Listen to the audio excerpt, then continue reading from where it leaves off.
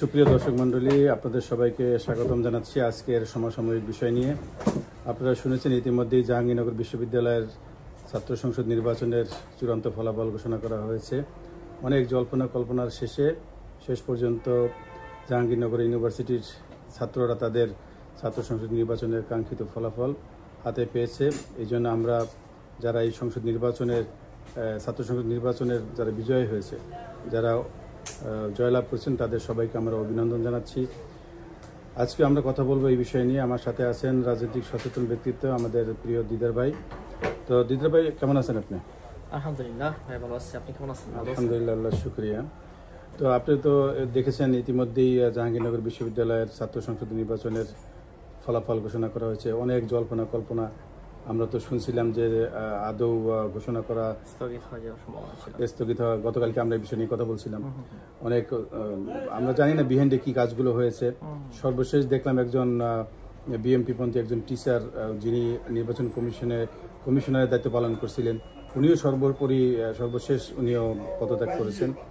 তো যাই হোক, এটা নিয়ে অনেক ষড়যন্ত্র হয়েছে আমি বিশ্বাস করি, কিন্তু কোনো ষড়যন্ত্রই কাজে আসে নাই। কারণ গতকালকে আমরা দেখছি রাজপথ দখলে নিয়েছিল শিবির, যার কারণে তারা তাদের কাঙ্ক্ষিত ফলাফলকে নিতে সক্ষম হয়েছে। তো এই ব্যাপারে আপনার কি মতামত? আপনি কি মনে করেন যে এটা তাদের প্রাপ্য ছিল, স্টুডেন্টদের এই ফলাফলটা প্রাপ্য ছিল? অবশ্যই প্রাপ্য ছিল। শুরুতে আমি যারা জয়ী হয়েছেন তাদেরকে স্বাগতম জানাই, অভিনন্দন জানাই।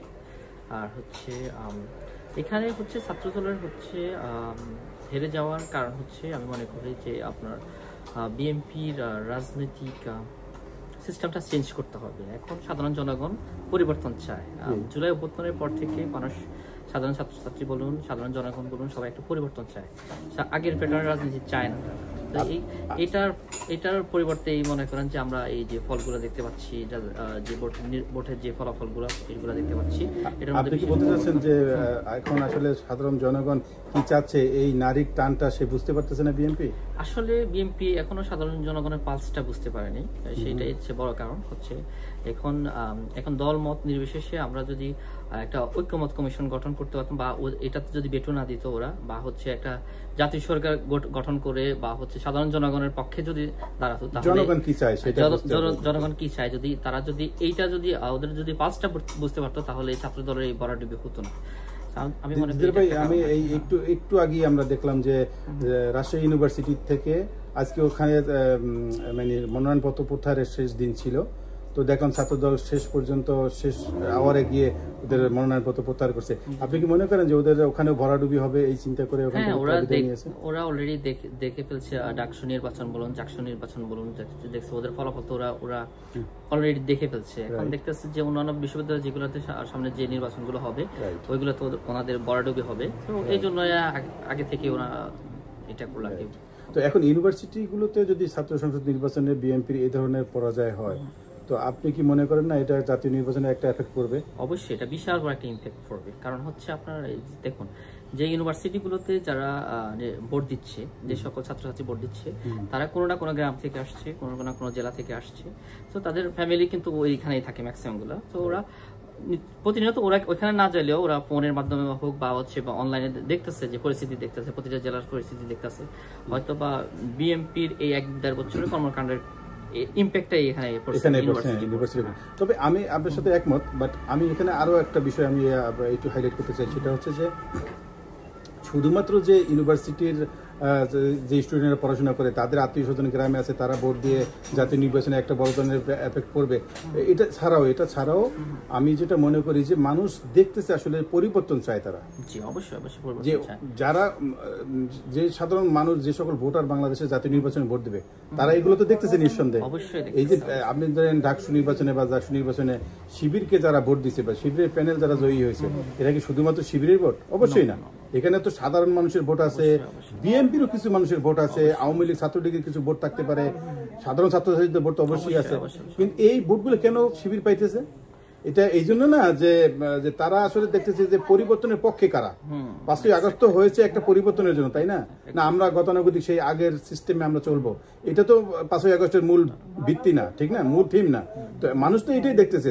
আমি তো মনে করি যে ইউনিভার্সিটি লেভেলে যে এফেক্টটা পড়েছে, যে রেজাল্ট আমরা পেয়েছি, এটা জাতীয় নির্বাচনে বড় ধরনের একটা ভূমিকা রাখবে বলে আমার মনে হয়। কি বলেন? অবশ্যই অবশ্যই। এখানে দেখুন আপনি যে মফস্বল যে গ্রাম এলাকাগুলো আছে বা একদম প্রত্যন্ত যে গ্রামগুলো আছে, এখন টেকনোলজি এত এগিয়ে গেছে, এখন ইন্টারনেট এত সবাই মনে করে কিছু ঘটার সাথে সাথে তাদের হাতে চলে যাচ্ছে। এটা আপনি গ্রাম বলুন শহর বলুন সব জায়গায় পৌঁছে যায়, যে কোনো একটা ঘটনা ঘটলে সব জায়গায় পৌঁছে যায়। সো এখানে একটা ডিফারেন্স আমরা দেখবো ইনশাআল্লাহ।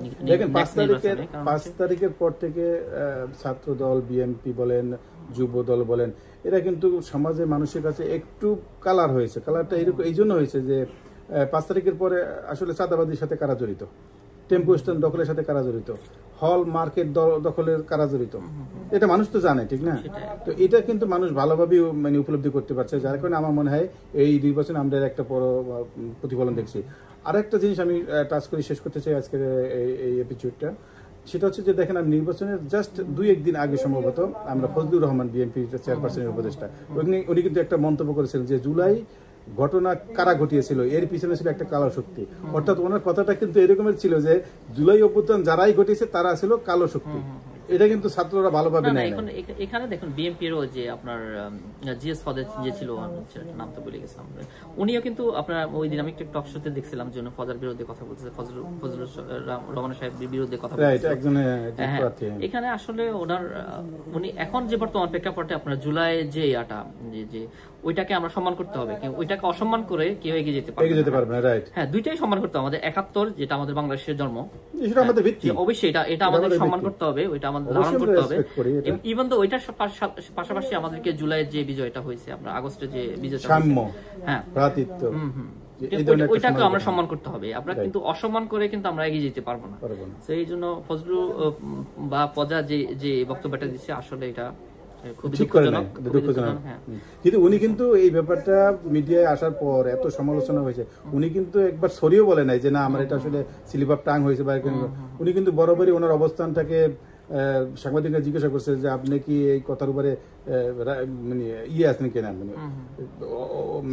কি বলে আছেন কিনা। উনি এটাকে বলে গেছেন যে হ্যাঁ না, আমি ওই কথার উপরে আমি অবিচল আছি, আমি এটাকে সে কথা উল্টো করতে চাই না।